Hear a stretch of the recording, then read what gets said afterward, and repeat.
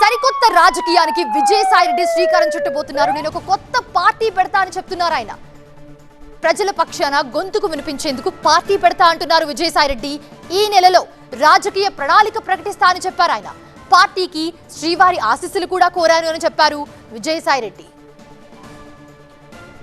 ప్రజల తరఫున, ప్రజల కోసం, ప్రజాపక్షంగా ప్రజల గొంతుకు వినిపించేందుకు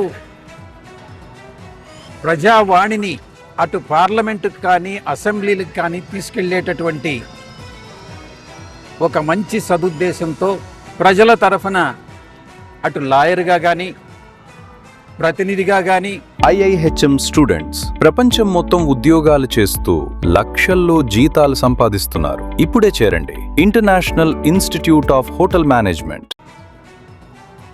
ఒక రాజకీయ పార్టీని స్థాపించి ఒక రాజకీయానికి, సరికొత్త రాజకీయానికి ఆంధ్ర రాష్ట్రంలో శ్రీకారం చుట్టాలన్నటువంటి ఉద్దేశంతో దేవదేవులైనటువంటి శ్రీ వెంకటేశ్వర స్వామిని దర్శించుకుని ప్రార్థించడం జరిగింది. ఈ యొక్క మాసంలోనే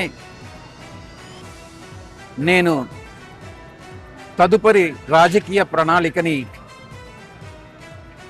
పత్రికాముఖంగా పాత్రికేయ మిత్రులతో విజయవాడలో పాలుపంచుకోవడం జరుగుతుంది.